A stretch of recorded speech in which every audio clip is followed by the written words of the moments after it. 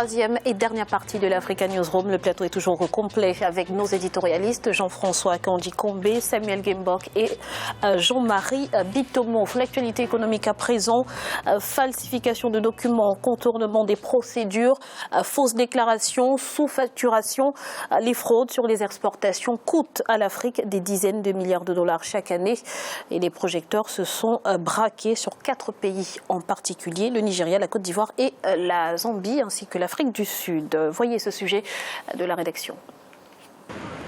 Selon la conférence des Nations Unies sur le commerce et le développement, l'Afrique perd plusieurs dizaines de milliards de dollars à travers la fraude sur les exportations des matières premières. Des pays comme le Nigeria, la Côte d'Ivoire, l'Afrique du Sud et la Zambie sont les plus touchés, avec des manques à gagner sur le pétrole, le cacao, l'or et le cuivre. Le Nigeria a perdu 69,8 milliards de dollars de recettes d'exportation vers les États-Unis entre 1996 et 2014. L'Afrique du Sud, pour sa part, a perdu 78,2 milliards de dollars sur l'or acheminé entre l'Inde, l'Allemagne, l'Italie et le Royaume-Uni, soit l'équivalent de 67% des exportations totales d'or vers ces pays. En fait, c'est parfois lié à la sous-facturation des biens. Donc, ça passe surtout par une minoration de la valeur des produits exportés. Quand on va dans les pays à forte exportation, on se rend compte de la perte significative de ressources et des ressources donc d'exportation et aussi des droits liés à ces exportations.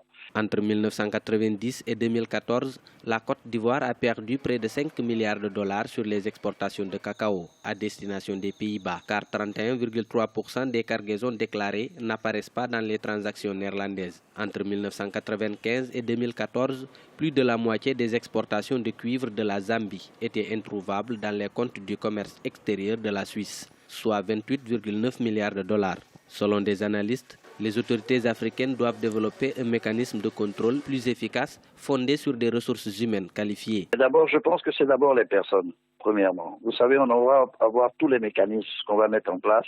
Je pense que le problème, c'est la gouvernance qui est le fait majeur. On peut mettre toutes les procédures en place. Si on a des gens qui ne sont pas à la place qu'il faut, ça ne servira à rien. Il faut déjà mettre le cadre légal, le cadre institutionnel, qui devra permettre justement de savoir qui enfreint ce cadre, qui enfreint la loi. Mais le mécanisme des procédures aussi le mettre et mettre des gens qui ont la rigueur et qui ont la moralité qu'il faut. Quand on trouve quelqu'un dans un système de fraude tel, qu'il soit multinational ou pas, on le sort du pays. La fraude sur les exportations a été accentuée par le contournement des règles de l'administration et des systèmes de douane. Cela a favorisé le développement de la sous-facturation. Les spécialistes de l'économie africaine appellent les États à établir une nouvelle législation pour mieux contrôler leurs recettes fiscales. Samuel, certains pays perdent jusqu'à 67% des recettes à l'exportation de produits de base. Quelle lecture faites-vous de cette information ? C'est catastrophique quand on sait que les besoins en termes de financement sont énormes. Modernisation des infrastructures de base, construction des écoles, des centres de santé, on parlait de l'assurance maladie. C'est catastrophique quand on sait qu'on a besoin de ces moyens pour le développement social. La fonction première et ultime de l'État, c'est une fonction sociale. Donc si l'État ne se donne pas les moyens pour contrôler de façon rigoureuse, de mettre la transparence dans la gestion des affaires publiques, il est difficile de stopper cette hémorragie. Il faut la dématérialisation dont on parle tout le temps. S'il n'y a pas de dématérialisation, si à chaque fois les gens sont au contact des officiels pour payer, pour régler les factures, si dans les administrations publiques, dans les directions centrales, un inspecteur de tel ou tel service doit avoir touché de l'argent de ses propres mains, je pense qu'on continuera toujours de vivre cette situation. Jean-François. Moi, je pense d'abord que le chiffre qui est avancé est très largement sous-estimé. Parce qu'il ne prend en compte que les flux qui sont déclarés. Et encore, les flux qui sont déclarés, est-ce qu'ils sont déclarés dans la bonne catégorie? Je prends par exemple le bois. C'est un sport sous-continental en Afrique centrale, par exemple, de déclarer des bois précieux comme étant du bois presque de chauffage.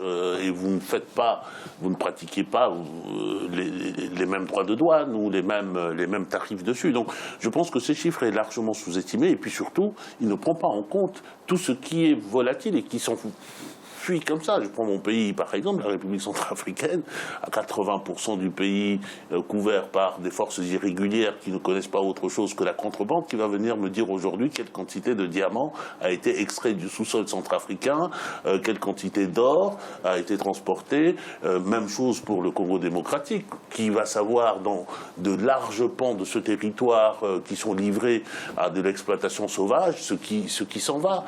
Donc vraiment, un travail sérieux sur cette perte-là qui est une hémorragie pour nos économies. Si on ne le réduisait que de moitié, l'Afrique centrale, demain, serait Hong Kong. Hein? Jean-Marie, justement, quelles conséquences sur le reste de l'économie des pays concernés, rapidement? Les impacts sont énormes, comme Jean-François vient de le dire. Quand vous prenez qu'on prend la balance commerciale d'un pays et que vous avez, si vous voulez, pratiquement... Je veux rester à 67% dont vous avez parlé, Graziella. Donc ça veut dire que ce sont 67% des recettes des exportations, ça veut dire des recettes douanières à la sortie qui ne sont pas encaissées par les États.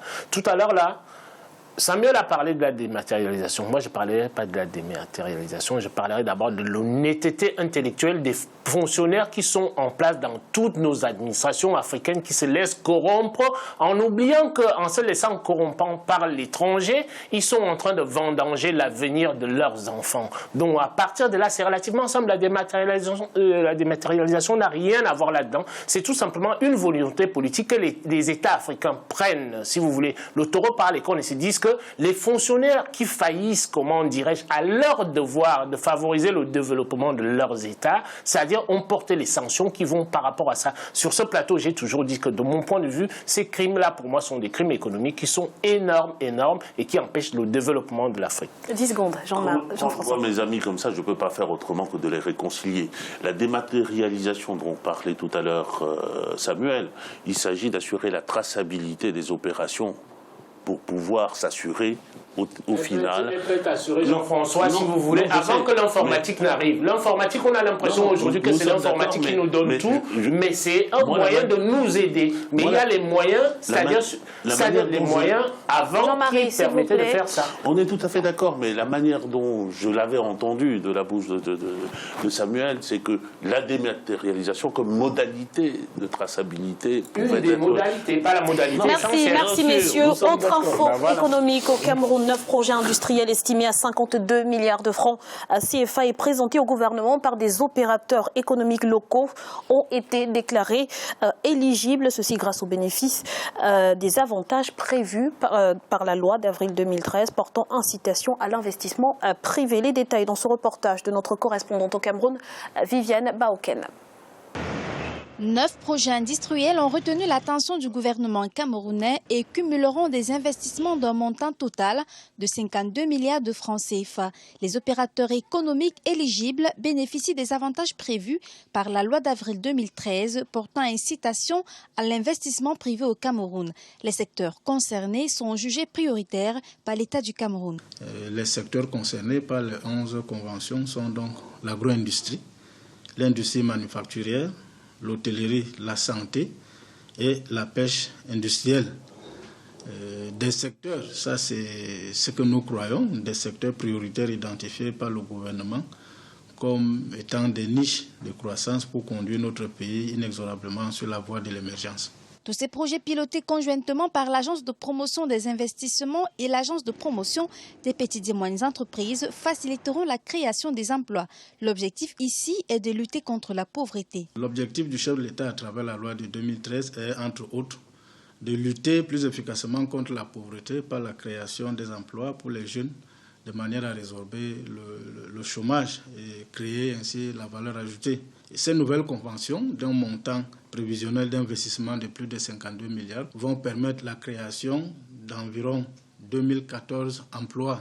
Selon les statistiques de l'Agence de promotion des investissements, avant la signature de cette nouvelle vague de conventions, 66 entreprises avaient déjà été déclarées éligibles au bénéfice des avantages prévus par la loi d'avril 2013 pour un niveau d'investissement projeté à environ 893 milliards de francs CFA. Samuel, on l'a vu dans le reportage, les entreprises sélectionnées vont bénéficier des avantages prévus dans la loi d'avril 2013. Mais que prévoit concrètement cette loi ? Je pense qu'il y a des allègements sur le plan fiscal, certainement, qui vont peser sur certaines entreprises, et en même temps peut-être des accompagnements pour la réalisation de tous ces projets. Mais encore une fois, il y a plusieurs projets comme ça qui sont toujours déclarés. Mais après, l'impact au niveau social est toujours très limité. Donc attendons de voir comment, cette fois, cette nouvelle va se matérialiser. Jean-Marie, et vous, comment avez-vous accueilli cette nouvelle ? Je me dis que c'est une bonne nouvelle, mais comme le disait Samuel, je reste dubitatif là-dessus parce que moi je garde un exemple tout simplement de la zone franche de Douala qui avait été mise en place il y a quelques années. On a attendu pendant un certain temps, mais malheureusement, si vous voulez, la zone franche, comme nous disons toujours sur ce plateau, les décrets d'affectation ont été mis en place. Mais malheureusement, le cadre dans lequel devaient fonctionner les entreprises, la promotion qu'il fallait faire à l'extérieur pour attirer les investisseurs étrangers n'a pas été suffisamment faite. Donc ce qui fait qu'aujourd'hui, c'est bien qu'on puisse relancer des projets comme cela.